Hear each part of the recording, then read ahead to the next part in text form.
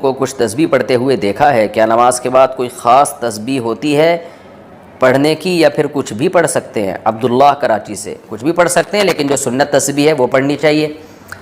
تو فرض نماز کے بعد تو آپ صرف اللہم انت السلام و منک السلام تبارکت یا ذا الجلال والاکرام پڑھیں، اس کے بعد سنت مؤکدہ پڑھیں، اس کے بعد پھر آپ 33 دفعہ سبحان اللہ، 33 دفعہ الحمدللہ، 34 دفعہ اللہ اکبر یہ بھی پڑھ سکتے ہیں،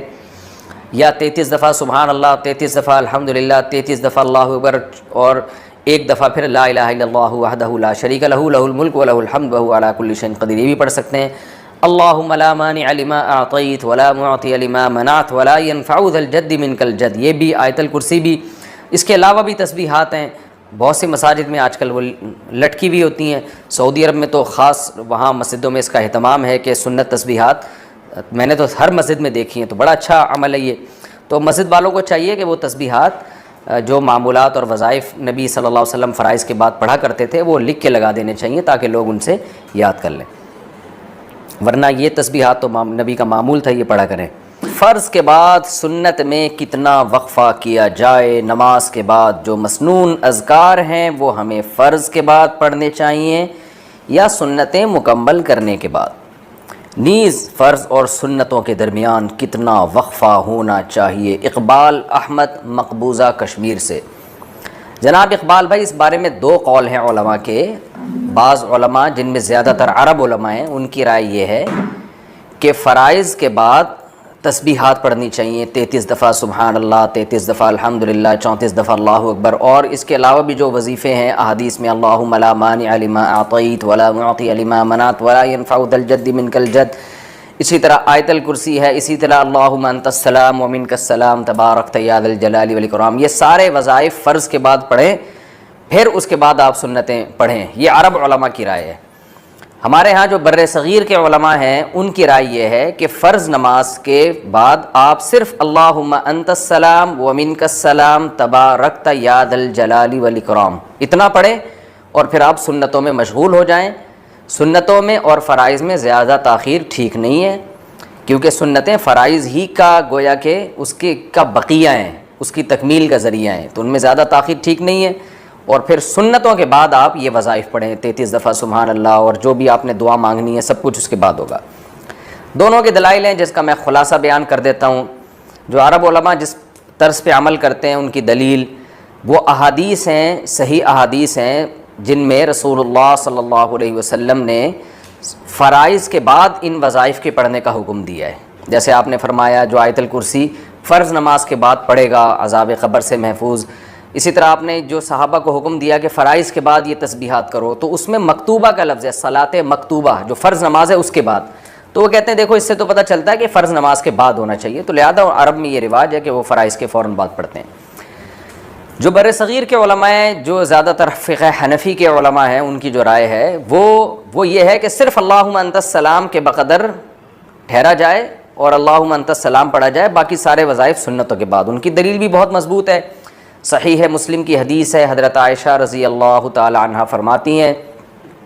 کہ رسول اللہ صلی اللہ علیہ وسلم فرض کے بعد صرف اللہم انت السلام و منک السلام تبارکت یا ذا الجلال والاکرام اتنا اس کے بقدر بیٹھتے تھے اور کھڑے ہو جایا کرتے تھے۔ تو دونوں طرح کی حدیثیں ہیں۔ تو اب اگر ہم ان احادیث کو لیتے ہیں جن میں آتا ہے کہ فرض نماز کے فوراً بعد آپ صلی اللہ علیہ وسلم نے ہمیں، یعنی جن میں آتا ہے کہ فرض نماز کے بعد آپ صلی اللہ علیہ وسلم نے ہمیں تسبیحات کا حکم دیا، تو ان حدیثوں پر عمل کرتے ہیں تو یہ حدیث چھوٹتی ہے، کیونکہ مسلم کی حدیث میں ہے کہ صرف اللہم انت السلام کے بقدر آپ بیٹھتے تھے پھر کھڑے ہو جایا کرتے تھے، اور اگر ہم اس حدیث کو لیتے ہیں تو وہ حدیث چھوٹتی ہے۔ تو اس لیے جو بر صغیر کے علماء ہیں ان کی جو رائے ہے اس میں ہمارے خیال میں تمام قسم کی روایات میں تطبیق ہو جاتی ہے۔ وہ اس طرح سے وہ یہ کہتے ہیں کہ یہ جو حدیث ہے جس میں حضرت عائشہ نبی کا عمل بتا رہی ہیں کہ آپ صلی اللہ علیہ وسلم کا جو اپنا عمل تھا وہ اپنا عمل یہ تھا کہ آپ اللہم انت السلام و منک السلام تبارکت یا ذا الجلال والاکرام کے بقدر ٹھہرتے اور پھر کھڑے ہو جاتے۔ تو اس حدیث میں اور دوسری حدیثوں میں تطبیق ایسے ہوگی کہ دوسری حدیثوں میں جس میں آتا ہے کہ نبی نے فرض کے بعد یہ تمام اذکار پڑھنے کا حکم دیا، تو اس سے مراد فرض کے فوراً بعد نہیں ہے، کیونکہ اس حدیث میں فوراً کا لفظ کہیں بھی نہیں ہے، بلکہ صلاۃ مکتوبہ ہے فرض کے بعد، تو فرض اپنی تتمہ کے بعد، یعنی فرض اپنے لوازمات کے بعد.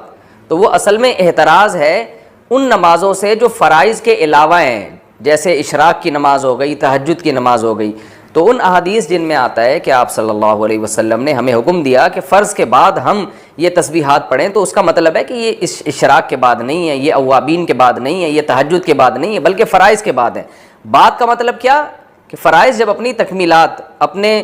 لوازمات کے ساتھ مکمل ہو, اور فرائض کے لوازمات میں سے کیا ہے سنت مؤکدہ. تو فرض نماز کے بعد کا مطلب کیا ہوا, فرض نماز پلس سنتوں کے بعد, کیونکہ سنتیں بھی اس فرض کی تکمیل ہی کا ذریعہ ہیں. تو اس طرح سے تمام احادیث میں تطبیق ہو جاتی ہے. تو اس لیے ہمارا فتویٰ اسی پر ہے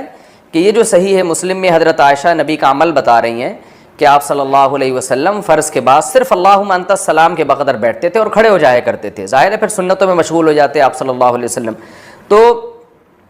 ہمارا فتویٰ اسی پر ہے کہ نبی کا جو اپنا عمل ہے ہمیں اسی کو فالو کرنا چاہیے. آپ فرض کے بعد صرف اللہم انت السلام و منک السلام تبارکت یا ذا الجلال والاکرام یہ دعا پڑھیں, 3 دفعہ استغفار پڑھیں اور سنت مؤکدہ میں آپ مشغول ہو جائیں. پھر سنت مؤکدہ کے بعد آپ وہ تمام تسبیحات اور آیت الکرسی اور وہ لمبی دعائیں آپ سنت مؤکدہ کے بعد پڑھیں آپ,